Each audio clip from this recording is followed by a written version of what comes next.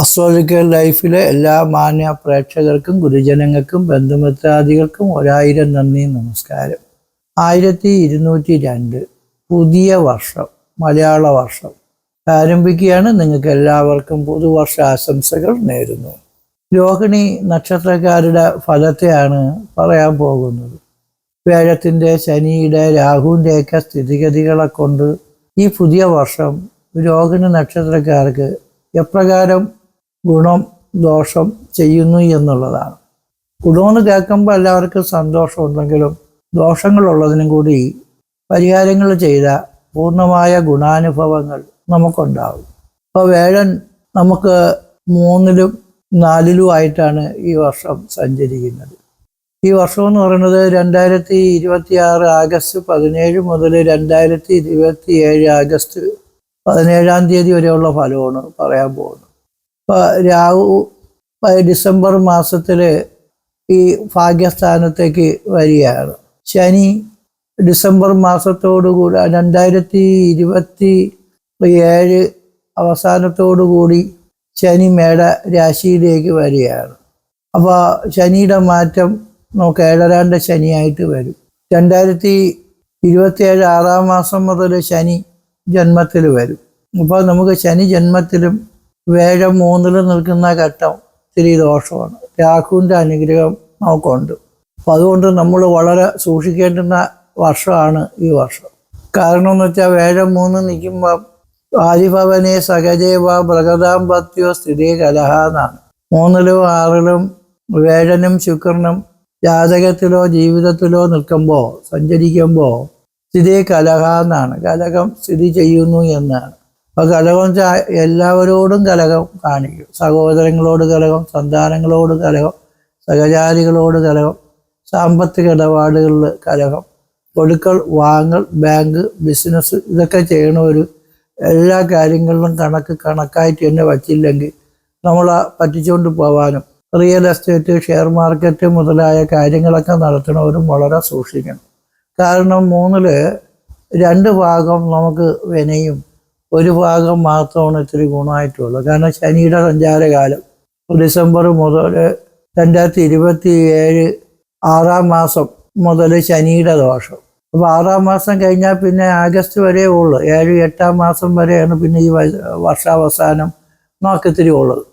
അപ്പം അതുകൊണ്ട് ശനിയുടെ സഞ്ചാരകാലം തുടക്കം നമുക്ക് കൊള്ളാമെങ്കിലും അങ്ങോട്ട് ചെല്ലും തോറും ദോഷമാണ്. അപ്പം 3-ൽ വേഴം നിൽക്കുമ്പം കലഹം, അത് ബുദ്ധിയും പുത്രനും സ്നേഹദേഹം അർത്ഥം ഗുരുത്വവും സുഖവും മന്ത്രത്വവും നയവും വസയും ഗുരുവനാണ്. ബുദ്ധി നമ്മൾ ആലോചിക്കാതെ പലതും ചെയ്ത് കുരുക്കുകളിൽ ചെന്ന് പെടാതെ സൂക്ഷിക്കണം. പുത്രന്ന് വെച്ചാൽ സന്താനങ്ങളുമായിട്ടും വഴക്കും ഉടക്കൊക്കെ ഉണ്ടാകും. പിള്ളേർ പറഞ്ഞ് നമ്മൾ കേട്ടില്ലെങ്കിൽ അവർ കലപിച്ച് പോകാനോ മരിച്ചു കളയാനൊക്കെ തോന്നുന്ന സമയമാണ്.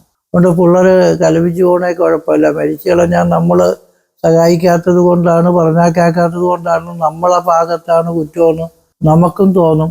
അവർക്കും നമ്മൾ സഹായിക്കണില്ല, സ്നേഹിക്കണില്ല എന്ന് തോന്നിപ്പോകും. നമ്മുടെ ജീവിതത്തിലെ ഗ്രഹപ്പിഴ കൊണ്ടാണ്. ജാതകത്തിലെ ഗ്രഹപ്പിഴയല്ല, ജീവിതത്തിൽ വരുന്ന മാറ്റമാണ്. അപ്പോൾ അതുകൊണ്ട് കലഹങ്ങൾ ഉള്ളത് മാറിക്കിട്ടാൽ എല്ലാവരോടും സ്നേഹമായിട്ട് ഇടപെടണം. വേഴം 10-ാം മാസം ആകുമ്പോഴത്തേക്ക് നമുക്ക് 3-ന്ന് മാറി 4-ലേക്ക് വരും. അപ്പോഴത്തെ വീടും വസ്തുവും ധനവും പണവും ഭാഗ്യമൊക്കെ ഇത്തിരി ഗുണം കിട്ടും. എങ്കിലും നമുക്ക് 2027 6-ാം മാസം കഴിഞ്ഞാലേ നമുക്ക് പൂർണ്ണമായിട്ട് വേഴത്തിൻ്റെ ഗതി അനുകൂലമായിട്ട് വരും. കാരണം വേഴൻ കർക്കിടകത്തിൽ നിന്ന് ചിങ്ങത്തിൽ വരും, ചിങ്ങത്തിൽ നിന്ന് വീണ്ടും കർക്കിടകത്തിൽ വരണം. അപ്പോൾ ആ കർക്കിടകത്തിൽ നിന്ന് പൂർണ്ണമായിട്ടും വേഴം മാറണമെങ്കിൽ 2027 6-ാം മാസം 26-ാം തീയതി വരെയാണ് ആ ഗ്രഹപ്പഴ. അപ്പം അതുകൊണ്ട് അതുവരെ നമ്മൾ ഈ വർഷത്തെ എല്ലാ സാമ്പത്തിക ഇടപാടുകൾ, ഷെയർ മാർക്കറ്റുകൾ, റിയൽ എസ്റ്റേറ്റുകൾ, പിള്ളേരെ കല്യാണത്തിനും വീട് വയ്ക്കാനൊക്കെ വേണ്ടി ഉപയോഗിക്കാം.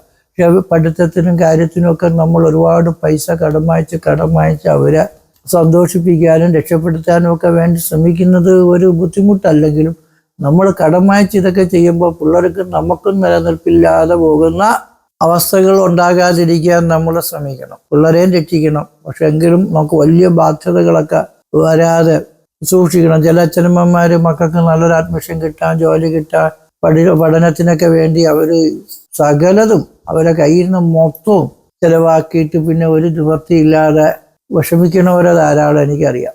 അതുകൊണ്ട് പറഞ്ഞതാണ്, മക്കളൊക്കെ നല്ല രീതിയാക്കാൻ ശ്രമിക്കുന്ന തെറ്റൊന്നുമില്ല.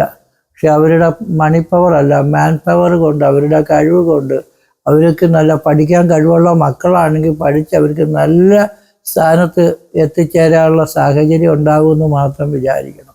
പിന്നെ രാഹുവിൻ്റെ ഗതി 9ാമത്തെ രാശിയിലേക്കാണ് രാഹു സഞ്ചരിക്കുന്നത്. അത് ഭാഗ്യസ്ഥാനത്ത് പാവഗ്രഹങ്ങൾ സഞ്ചരിക്കുന്ന സമയം നല്ലതെന്നാണ്. ഭാഗ്യാദി അഭീഷ്ടഭാവേ ശപ്യ അശുഭോ ഭാഗ്യ പുഷ്ടികൾ ലഗ്നാൽ പുത്രേ ഇതി പദ്യേ തദ്വരാഹം വിരോധ. ഭാഗ്യസ്ഥാനത്ത് ശനി നിൽക്കുന്നാലും രാഹു നിന്നാലും ഒരു ഫലം തന്നെയാണ്. കാരണം ഒരു ഡ്യൂപ്ലിക്കേറ്റ് ശനിയാണ് രാഹു. അപ്പോൾ അതുകൊണ്ട് ശനിയെപ്പോലെ കണക്കാക്കാവുന്ന ഒരു ഗ്രഹമാണ് രാഹു. അതുകൊണ്ട് നമുക്ക് കാര്യവിജയം, ധനലാഭം, ബന്ധുക്കള പ്രീതി, നമ്മളെ ഭാഗ്യത്തിന് പുരോഗതി, ശത്രുക്കളൊക്കെ ഉണ്ടെങ്കിലും കുറച്ച് സമാധാനം, കേസ് വഴക്കിൽ വിജയം, വീട് വയ്ക്കാൻ, വസ്തു വാങ്ങിക്കാനൊക്കെ തടസ്സം ഉണ്ടെങ്കിലും കാര്യങ്ങൾക്ക് വിജയം, നേട്ടം, ഇതൊക്കെ ക്രമേണ ഉണ്ടാവും. ശനിയുടെ ആരംഭം 7ാണ്ട ശനിയാണ്. അപ്പോൾ 7ാണ്ട ശനിയുടെ ആരംഭം എന്ന് പറയുന്നത് 2027 6ാം മാസം മുതലാണ്.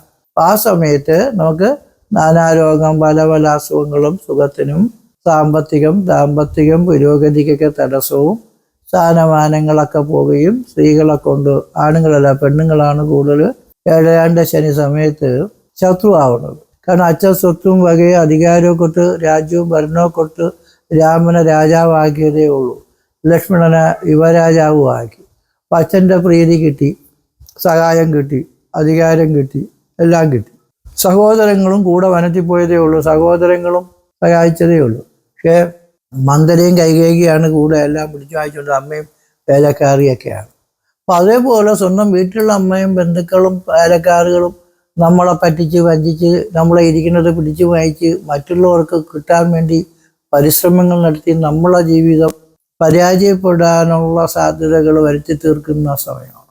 കേസും നിയമ നടപടികളും, ഉദ്യോഗസ്ഥന്മാരാണെങ്കിലും ജോലിയിൽ പ്രശ്നങ്ങൾ, പ്രൊമോഷൻ കിട്ടാത്ത അവസ്ഥകൾ, സാലറി കിട്ടാത്ത അവസ്ഥകൾ, ആ കോൺട്രാക്റ്റ് പുതുക്കി കിട്ടാത്ത പ്രശ്നങ്ങൾ, ജോലിയിൽ എവിടെ ഏത് രാജ്യത്ത് പോയാലും അവർക്കൊക്കെ ഒരു ബുദ്ധിമുട്ട് പോലെ അനുഭവപ്പെടും. അപ്പോൾ ഈ ഒരു കൊല്ലം നിങ്ങൾ ഉള്ള ജോലി നഷ്ടപ്പെടാതിരിക്കാൻ, പ്രോഫിറ്റും കമ്മീഷനും സാലറിയും പ്രൊമോഷനൊന്നും കിട്ടിയില്ലെങ്കിലും ഉള്ളത് എങ്ങനെയെങ്കിലുമൊക്കെ നിലനിന്ന് പോകാനും, ഐശ്വര്യാഭിവൃദ്ധിക്ക് വേണ്ടി ഗണപതി പൂജയും ഭഗവതി പൂജയും മൃത്യുഞ്ജോമും ഐശ്വര്യ പൂജയും, സന്താനങ്ങൾക്ക് നല്ലത് വരുത്താൻ വേണ്ടി സന്താനഗോപാലമൂർത്തി പൂജയും ഐശ്വര്യ പൂജയൊക്കെ ചെയ്യുമ്പോൾ നമുക്ക് നല്ല ഐശ്വര്യവും പുരോഗതികളും ഒക്കെ കിട്ടാനുള്ള യോഗങ്ങൾ നമുക്ക് കിട്ടും. കാരണം വേഴനെന്ന് പറയുന്ന ഗ്രഹം സർവ ഈശ്വരകാരകനായ ഗ്രഹമാണ് വേഴൻ. ദിക്ഷണേ അനുകൂലേ പ്രായോ അനുകൂലാക്ക സകലാശ ദേവ എന്നാണ്. വേഴനെന്ന് പറയുന്ന ഗ്രഹം അനുകൂലിച്ച് നിൽക്കുമ്പോൾ നമുക്ക് സർവ്വദേവന്മാരുടെയും അനുഗ്രഹം കിട്ടുമെന്നാണ്. ദൈവങ്ങളുടെ അനുഗ്രഹം കുറഞ്ഞു പോകുമ്പോഴത്തേക്കാണ് നമുക്ക് എല്ലാവരുടെയും വിരോധം കിട്ടുന്നതും വിഷമം വരണതും അസ്വസ്ഥതകളും. വേഴം 3 നിൽക്കുന്നത് അത്ര നല്ലതല്ല. കാരണം അത് ഒരു മാരകസ്ഥാനമാണെന്നാണ്. അങ്ങനെ തൃതീയം, കാരണം ചന്ദ്രസ്തു നിധനം പ്രാപ്തോ സപ്തമം ബുധലോകിതോ ദ്വാദശം ഭാസ്കരക ഷഷ്ടം ഭൃഗുപുത്ര സമാശ്രുതേ. തൃതീയം ദേവമന്ത്രം. തൃതീയം എന്ന് വെച്ചാൽ 3 ദേവകാരകനായ വേഴനോ ശുക്രനോ ഒക്കെ നിൽക്കുമ്പോഴും രാഹു കേതു ശനൈശ്വരാഹ ജന്മസ്ഥേ. പ്രാണസന്ധ രാഹു കേതു മുതലായ ഗ്രഹങ്ങൾ ജന്മത്തിൽ നിൽക്കുമ്പോഴും പ്രാണസന്ദേഹം. അപ്പോൾ 3 വേഴൻ നിങ്ങൾക്ക് മരിച്ചു കളഞ്ഞാൽ കൊള്ളാമെന്ന് വരെ തോന്നുന്ന സമയം. അതുകൊണ്ട് നിങ്ങൾ കൊല്ലരുത്. നിങ്ങൾക്ക് ഭഗവാൻ ആയുസ് തന്നിട്ടുണ്ടെങ്കിൽ ഭഗവാൻ അടുത്തുണ്ട്. എനിക്ക് ജീവിതം മടുത്തെന്നും കൊണ്ട് പല ആൾക്കാരും നല്ല ജോലി, അധികാരവും കാര്യശേഷിയും സ്ഥാനമാനങ്ങളും ജീവിത നേട്ടങ്ങളുണ്ടായിരുന്നാലും ചെറിയ കാര്യത്തെക്കുറിച്ച് ടെൻഷൻ അടിച്ച് മരിച്ചു കളഞ്ഞാൽ കൊള്ളാമെന്ന് വരെ തോന്നും. നിങ്ങൾ ചാവേണ്ട കാര്യം എന്തേലും, നമുക്ക് പ്രകൃതിയിൽ ചില സമയത്ത് നല്ല ഐശ്വര്യങ്ങളുണ്ടാവും, ചില സമയത്ത് സുനാമിയൊക്കെ വന്നെല്ലാം പോകും. അതേപോലെ മനുഷ്യൻ്റെ ജീവിതത്തിൽ നല്ലതും കെട്ടതും ഒക്കെ വരും. എന്നും നമ്മൾ നല്ലതായിട്ട് ജീവിക്കാൻ ആഗ്രഹിക്കുന്നത് നല്ലതാണ്, അതിനെ ശ്രമിക്കുന്നതും നല്ലത്. ചില സമയങ്ങളിൽ നമുക്ക് കാലദോഷങ്ങൾ, ഗ്രഹപ്പിഴകളൊക്കെ വരുമ്പോഴാണ് ഇങ്ങനെയുള്ള പ്രശ്നങ്ങൾ വരുന്നത്. അപ്പം അതുകൊണ്ട് നമുക്ക് പരിഹാരങ്ങളും പ്രാർത്ഥനകളും ശ്രദ്ധയും ഭക്തിയും ക്ഷമയും ഉണ്ടെങ്കിൽ നമുക്ക് ഈ കുരുക്കുകളൊന്നും ബാധിക്കും. ജാതകം കൂടെ ഒന്ന് പരിശോധിച്ച് നോക്കണം. ജാതകത്തിൽ ഒക്കെ നല്ല ദശാകാലങ്ങൾ, നല്ല യോഗങ്ങൾ, ഭാഗ്യങ്ങളൊക്കെ ഉള്ള ആളാണെങ്കിൽ നമുക്ക് ഇങ്ങനെയുള്ള പ്രശ്നങ്ങൾ വലിയ കുഴപ്പങ്ങളായിട്ട് ബാധിക്കപ്പെടില്ല. ജാതകത്തിലും വലിയ ഗ്രഹപ്പിഴകളൊക്കെ ഉള്ള ആൾക്കാരാണെങ്കിൽ ജീവിതകാലം മൊത്തം അവർ കിടന്ന് കഷ്ടപ്പെടും. അത് ഏത് ജ്യോത്സ്യൻ്റെ അടുത്ത് പോയാലും ഏത് അമ്പലത്തിൽ പോയാലും ചിലവർ ജാതി വിട്ടും മതം വിട്ടുമൊക്കെ പോയി പ്രാർത്ഥിച്ച് ദോഷം തീർക്കാമെന്ന് ചിന്തിച്ചാലും അവർക്ക് യാതൊരുവിധ ഗുണവും കിട്ടാതെ മരുന്ന് കൊണ്ടും മന്ത്രം കൊണ്ടും ഒരു ഗതിയും ഇല്ലാതെ കേസ് വഴക്കുകളിൽ പോലും ഒരു വിജയം കിട്ടാതെ ഇത്രയും പഠിച്ചും മിടുക്കരായിട്ട് ഒരു ജോലി കിട്ടാതെ വിഷമിക്കുന്നവരൊക്കെ ഭാഗ്യക്കുറവും ഉള്ളവരാണ്. അതുകൊണ്ട് നിങ്ങൾക്ക് ജോലി കിട്ടാനും പൈസ കിട്ടാനും സമൃദ്ധി കിട്ടാനും സന്തോഷം കിട്ടാനും ഒരേ ഒരു വഴി പ്രാർത്ഥനയും ഈശ്വരാനുഗ്രഹപരമായിട്ടുള്ള ആ കാര്യങ്ങളും കഠിനമായ പരിശ്രമങ്ങളും ക്ഷമയോടുകൂടി ജീവിക്കാനുള്ള അവസ്ഥകളും ആണ്. അപ്പോൾ അതെല്ലാവർക്കും നല്ലത് വരുന്നതിന് വേണ്ടി കാലഭൈരവ സ്വാമിയോട് പ്രാർത്ഥിക്കുകയാണ്. കാലഭൈരവ സ്വാമി ക്ഷേത്രത്തിൽ ഗ്രഹപ്പിഴ ഉള്ളതുകൊണ്ട് നിങ്ങൾ ദർശനം നടത്തി എല്ലാ മാസവും അമാവാസി പൂജയ്ക്ക് വഴിപാടിനൊക്കെ കൊടുത്ത് നിങ്ങളും പ്രാർത്ഥിച്ച് പ്രവർത്തിച്ച് കുടുംബക്ഷേത്രത്തിലും വീട്ടിൻ്റെ അടുത്തുള്ള അമ്പലങ്ങളിലും വിഷ്ണുക്ഷേത്രത്തിലും ഏത് മതത്തിൽ വിശ്വസിച്ചാലും വേണ്ടൂല അവരുടെ മതപരമായ പ്രാർത്ഥനകളും നേർച്ചകളും കുർബാനകളും വഴിപാടുകളും ഒക്കെ നടത്തി പോകുന്ന തീർച്ചയായിട്ടും നമ്മൾ ഈ ഗ്രഹപ്പിഴ മാറും. ഈ വർഷം നമ്മൾ വളരെ സൂക്ഷിക്കണം. നിങ്ങൾ വിഷമിക്കാൻ വേണ്ടി പറഞ്ഞതല്ല, വിഷമിക്കാതിരിക്കാൻ വേണ്ടി സന്തോഷവും സമൃദ്ധിയും കിട്ടാൻ വേണ്ടി മാത്രം പറഞ്ഞുകൊണ്ട് നിർത്തുന്നു. നന്ദി, നമസ്കാരം.